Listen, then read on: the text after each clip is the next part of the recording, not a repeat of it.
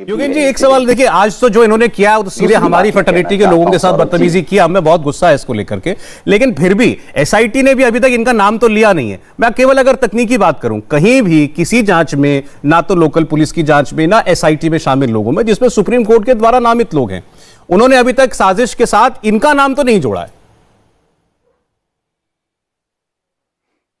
इसीलिए सौरभ जी, एक कानूनी न्याय होता है और एक राजनीतिक नैतिकता होती है। अगर आप मुझे कहें कि क्या अजय मिश्र टेनी को आज फांसी की सजा दे देनी चाहिए, मैं कहूंगा ना भाई, कोर्ट है, कोर्ट कचहरी इसका फैसला करेगी, इसके बारे में वो तय करेंगे। उनका नाम एफआईआर में है, अजय मिश्र टेनी का। अगर आप ये पूछें कि क्या राजनीतिक नैतिकता के हिसाब से, आज गौरव भाटिया जी बोल रहे हैं, शायद पहले जब वो बीजेपी में नहीं थे उस जमाने में बीजेपी क्या क्या मांगा करती थी।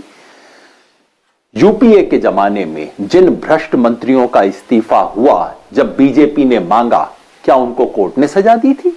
कोर्ट ने कुछ नहीं कहा था, नैतिकता के आधार पर उनका मांगा गया।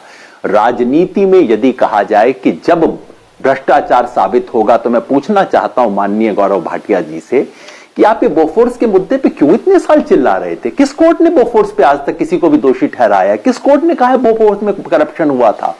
आप ये 2G, CGA, 4G के ऊपर क्यों बोल रहे थे? हम भी बोल रहे थे, किस कोर्ट ने कहा था? माननीय, राजनीति की नैतिकता होती है, ये बहुत कठिन बात होगी। मैं समझता हूं आप पार्टी के संस्कार की बात कर रहे थे, कहीं आप ऐसा तो नहीं कह रहे कि राजनीति की नैतिकता पार्टी के संस्कार से परे है? मैं जिस भारतीय जनता पार्टी को आज से 5-7 साल पहले तक जानता था, मैं उत्तर उसमें तो कम से कम संस्कार हुआ करता था। यदि इस देश में नए संस्कार पैदा हो गए हो तो अलग बात है। ठीक, हमारे साथ घनश्याम तिवारी जी भी जुड़े हैं समाजवादी पार्टी से। स्वागत है घनश्याम जी। मैं जरा उत्तर ले लूं योगेंद्र जी की बात का गौरव जी से, फिर आपके पास आता हूं। गौरव जी, देखिए, माननीय योगेंद्र यादव जी ने कुछ बिंदु रखे।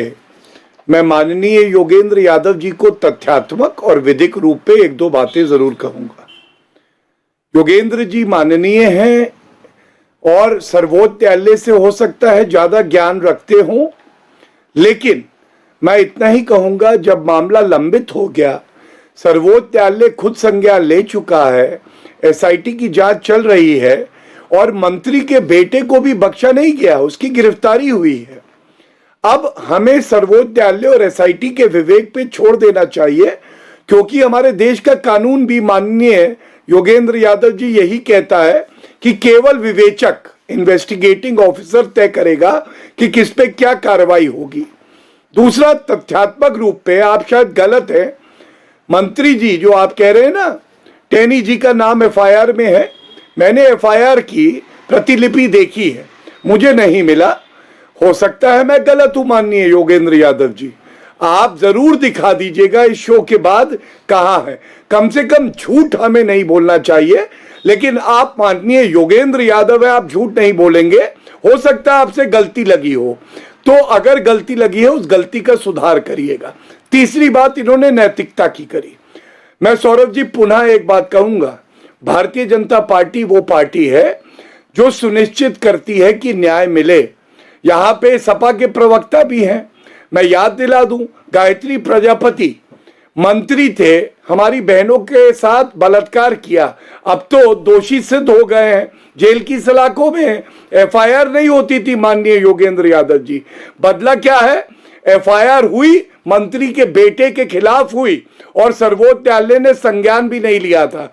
कुछ चीजों में हमें अपनी आस्था संवैधानिक संस्थाओं में बनाए रखना चाहिए। और अंत करूंगा एक बात से, देखिए, किसानों को हमने मनाया है, एक वर्ग था जिसकी कुछ मांगे थी। आज इस कार्यक्रम में जब बातचीत चल रही है, मैं ऐसी कोई टिप्पणी किसान भाइयों का ये जो वर्ग है, गुट है, इनके खिलाफ भी नहीं करना चाहूंगा। लेकिन कौन दोषी है, किसकी नैतिकता ठीक है, किसकी नहीं है, ये मैं विवेक पे छोड़ता हूं, जनता के और अदालत के। और योगेंद्र यादव जी, जो और लोग मारे गए थे इसी घटना में, जब आप लोग गए उनसे मिलने, मुझे पता है आप गए थे, आपका मन पसीजा था, आप गए थे, तो आपके खिलाफ अनुशासन की कार्रवाई हो गई थी। मैं गलत तो नहीं हूं ना? तो ये जो जान है ये सबकी बराबर है, ऐसा नहीं है किसी की जान की कीमत कम, किसी की जान की कीमत ज्यादा।